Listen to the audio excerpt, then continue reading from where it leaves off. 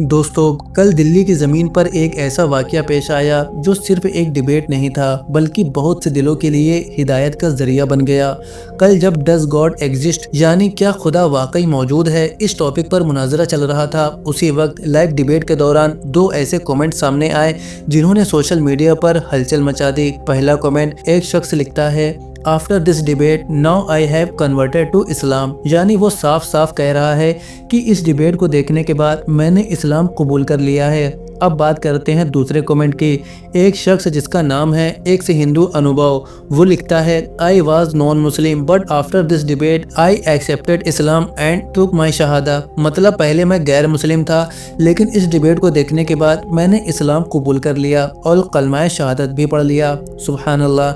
दोस्तों ज़रा सोचिए, ये तो वो लोग हैं जिन्होंने खुलेआम कमेंट बॉक्स में आकर अपने ईमान का ऐलान कर दिया।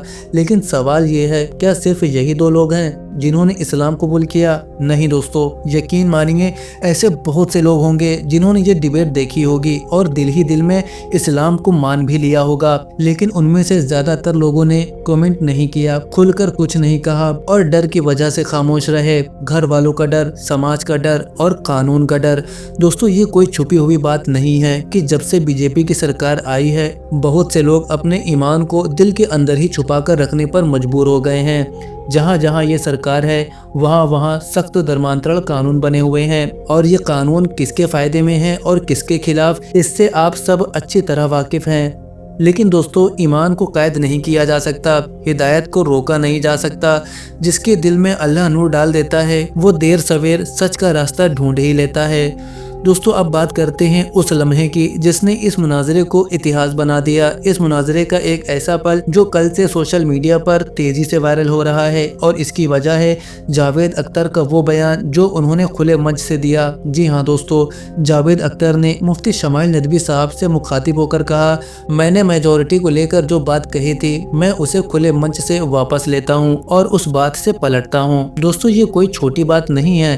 एक ऐसा शख्स जो अपनी सोच और जुबान के लिए जाना जाता है वो सबके सामने अपनी बात वापस ले रहा है। यही वो पल था जो इस मुनाजरे की सबसे बड़ी जीत बन गया। क्या आप हाँ। ये थोड़ी सी आपको गलतफहमी है। मैं अगर मेरे जुमले से ये मदनात निकला या मैंने कहा तो ये जुमला मैं वापस लेता हूँ। ये मेरा मतलब ही नहीं था कि मेजॉरिटी डिसाइड करेंगे। मेजॉरिटी डिसाइड करे तो दुनिया में बड़ी, वैसे आपने कहा था ये जुमला, अच्छा हो मैं मान रहा हूँ, बाद में रिकैप कर लेंगे। अरे मेरा सवाल मुफ्ती जी से है कि इस हॉल के इस कमरे में बैठ के हम लोग रेप की मोरालिटी के बारे में फिलोसफिकली बात तो कर सकते हैं, बट असलियत ये है कि रोज़मर्रा की ज़िंदगी में औरतें रेप के थ्रू गुजरती हैं और हम लोग सिर्फ नंबर्स पे इस तरह नहीं देख सकते, क्योंकि कितनी औरतें हैं इन कंट्रीज़ में जहाँ पे आप बता रहे हैं कि केसेस कम हैं जिनका एक्सेस है कि वो जाके केस फाइल कर सकें।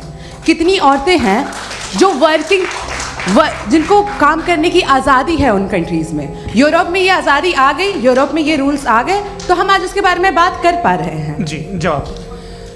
आपने ये कहा कि कमरे में बंद होकर हम लोग इस पर फिलोसफिकली बात कर सकते हैं, लेकिन हकीकत में क्या हो रहा है, वो ग्राउंड लेवल पे क्या हो रहा है जो बहुत गलत हो रहा है और वो सफ़र कर रही हैं। आई एग्री, बहुत गलत हो रहा है और जो गलत हो रहा है उसको हमें रोकना है। और क्यों रोकना है, वो गलत क्यों है, हमारे पास इसका ऑब्जेक्टिव फाउंडेशन है, इनके पास उसका ऑब्जेक्टिव फाउंडेशन नहीं है। मैं ये कहना चाह रहा हूँ कि जहाँ पे भी जुल्म हो रहा है, जहाँ पे भी औरत पे जुल्म हो रहा है या उसकी इज्जत लूटी जा रही है या उसे तकलीफ पहुँचाई जा रही है, और सिर्फ औरत नहीं किसी इंसान के ऊपर भी जुल्म हो रहा है तो उसके खिलाफ खड़ा होना, ये मॉरलिटी हमारे पास गॉड के पास से आई है। वरना जावेद साहब तो कह रहे हैं कि जो है मेजॉरिटी डिसाइड करेगी, तो मेजॉरिटी तो कभी भी बदल सकती है।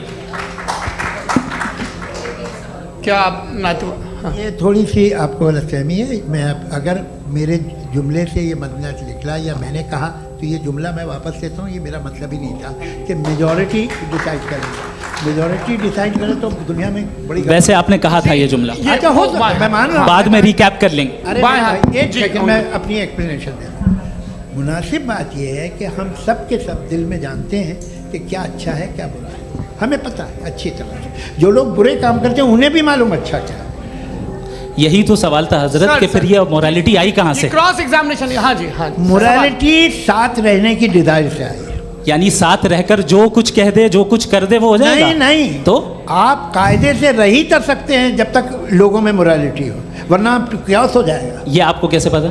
जी हमने देखा ना, जहाँ मोरालिटी का क्यास हो गया, हम देखते हैं। कहाँ पे देखते भाई तो दुनिया में आप जो ये- कह रहे हैं, आप एक अभी कहीं मैं पे आप अगर लोगों गलत को हो रहा है इस बहस तो के उसको बाद आप में आप गलत लोगों देखिए। को आप क्या- सर, मुफ्ती आप साहब, मैं- एपिस्टेमोलॉजी मुफ्ती की साहब, बात मुफ्ती कर रहे हैं, मैं साहब। ऑन्टोलॉजी अरे की बात मुफ्ती कर रहा साहब, हूँ। की बात आ गई, आप ये कह रहे हैं कि लोग डिसाइड करेंगे क्या सही है क्या गलत है, यही है? मेजोरिटी डिसाइड करेगी क्या सही है क्या गलत है? अरे भाई बिल्कुल। मेजोरिटी अगर ये कहे कि नाजी जर्मनी के साथ जिस तरह मेजोरिटी सही, आप जस्टिफाई करेंगे?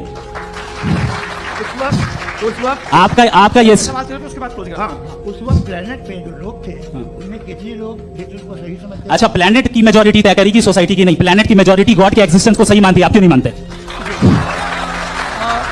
दोस्तों, कल दिल्ली में होने वाला ये मुनाजरा सिर्फ एक बहस नहीं था, ये था सच और झूठ के बीच की लड़ाई, सही और गलत के बीच फैसला।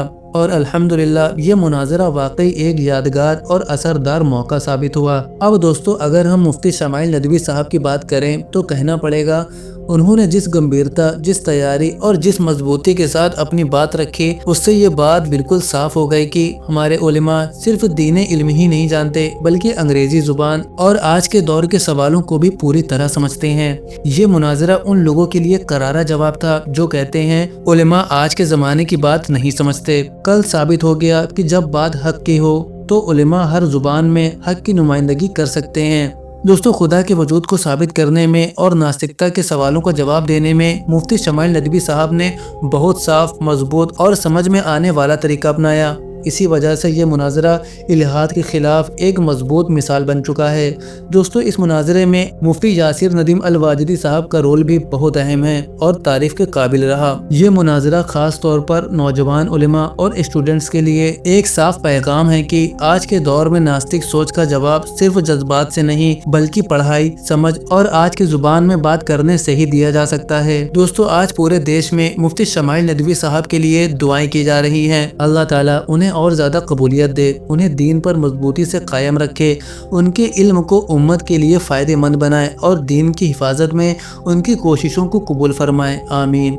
दोस्तों, ये मुनाजरा हमें ये सिखा कर गया कि सच को दबाया नहीं जा सकता, सच्चाई छुपाई नहीं जा सकती और हिदायत जिसे मिलनी होती है वो किसी न किसी ज़रिए से मिल ही जाती है। दोस्तों, आज की ये वीडियो यहीं ख़त्म होती है, लेकिन हिदायत की कहानी यहीं ख़त्म नहीं होती। इसके बाद एक ऐसी दास्तान आपका इंतज़ार कर रही है जो शायद आपके दिल को छू जाए। जापान की दो टॉप सर्जन यूना और नेत्सु ऑक्सफोर्ड यूनिवर्सिटी में पढ़ते हुए इल्म की तलाश में निकली, लेकिन उन्हें जो मिला वो सिर्फ डिग्री नहीं थी। उन्हें मिला इस्लाम का नूर, उन्हें मिला दिल का सुकून और उन्हें मिला ज़िंदगी का असली मकसद।